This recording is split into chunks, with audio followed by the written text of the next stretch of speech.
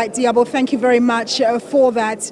Of course, we're here at the ICC in Cape Town, where we are continuing with our rolling coverage of the budget that's to be tabled in less than an hour, in about 40 minutes or so. Let me hand over to my colleague Samkele Maseko, who has some parliamentarians with him. Samkele, over to you.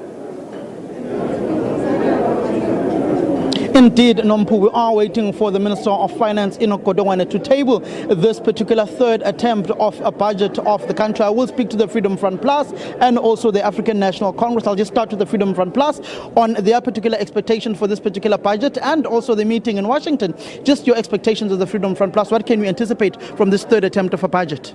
Well, we believe that this budget will be better. It will be more progressive, as it won't overburden already overtaxed South Africans further.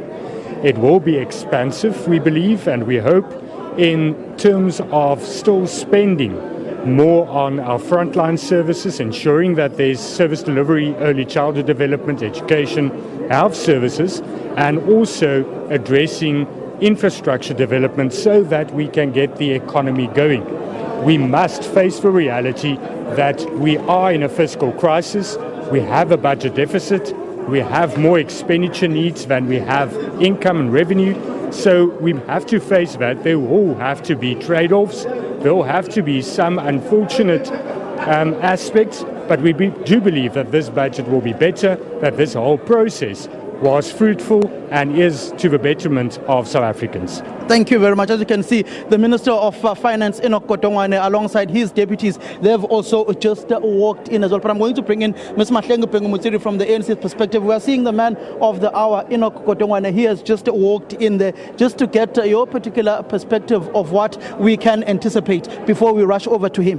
Thank you very much. What we can anticipate is a pro-poor budget, a budget that aims to push back against stubborn inequality in our country, a budget that prioritizes social spending. We hope that it will be a budget where the majority is directed to social spending and to access to health, the employment of 800 doctors, access to education, the employment of filling of number of vacancies in the education departments in various provinces, particularly in KwaZulu-Natal, a budget that also fosters not just economic growth but inclusive economic growth. Those are some of the elements that we as the African National Congress expect will be contained in the budget that is just about to be presented. We are confident the budget will pass. We're confident that there are clear measures on the expenditure side to really prioritize efforts at fighting poverty and inequality, as well as investing in infrastructure projects that have better potential of creating jobs to address the unemployment challenge that we are facing in South Africa. Thank you very much, Mahlengu Pengumutsiri. That is the spokesperson of the African National Congress. I am going to bring in other political formations, particularly seeing the Minister of Finance. He's just walked in as a party. What are your particular expectations? No, to be honest with you, there are no expectations. This is a third budget in the same term. Now, the only thing we can only hope for is the budget must not disappoint the poorest and the working class, because one will understand that the country is in dire economic challenges and it needs a decisive intervention. It must be a budget that favors the people, not the profits. There are murmurs that there may be severe budget cuts, particularly in education, in health, and other particular sectors of the party. How do you feel about those particular budget cuts, knowing the poverty and lack of services that the people are subjected to? No, definitely. These are the basic needs. These are the things that the poorest and the working class needs. So it is bad. It shows that this is a government without any program. This is a government without any plan, a government that is not organized and is totally not working this genuine thing. Thank you very much. As the Minister of Finance, Godongwana, has walked in earlier on, we also did see the Director General in the presidency, Dr. Pindile Baleni, who is also present here, noting the absence of President Ramaphosa, who is on official government business in the United States of America. The EFF, the Economic Freedom Fighters, are also coming in now. They are chanting and making their way in. I would assume it might be the EFF, but also it might be the MK party. I am seeing Sihle Mlonzi from the EFF alongside Vuyane Pambo from the Economic Freedom Fighters. They have just came in as well. And before we link to the break, we're just going to show you the visuals of those members of the Economic Freedom Fighters who are chanting those particular struggle songs as they are walking in to the chamber. EFF is being led by the Member of Parliament, Kaula, and also the National Chairperson and their Chief Whip, Chungu, who is part of the members of the Economic Freedom Fighters who are self-proclaimed as the official or unofficial opposition within the country.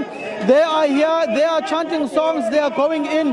They are essentially against this particular budget, saying that if it does not prioritize the poor, they will not support a budget that has austerity measures, and essentially saying that also they are against going to the IMF to borrow money and going to the World Bank. They are against austerity measures. They are in favor of the capacitation of the South African revenue of services in order to be able to collect more taxes, to close that particular budget deficit that may be there, that the Minister of Finance, Enoch Kotongwane, will deal with. But they are chanting, they are very happy. They are seemingly at work. They are going to oppose any imposition of a fiscal framework that does not address the needs of the people. But the Minister of Finance has a mammoth task in trying to... Is your department getting budget cuts? Why do you want me to talk to the budget?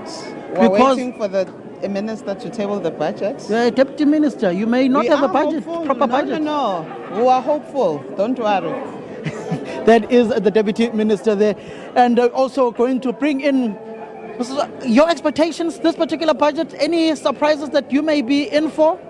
Well, I think the economic growth is going to come down lower than what is expected. We see that, and that will have an impact on revenue collection, and it will have an impact on everything going forward, all the projections. And we're hoping there won't be an increase in personal taxes, but to balance where the VAT has been removed, the VAT increase, we might see some increase in the sin taxes or sadly even in the fuel levy.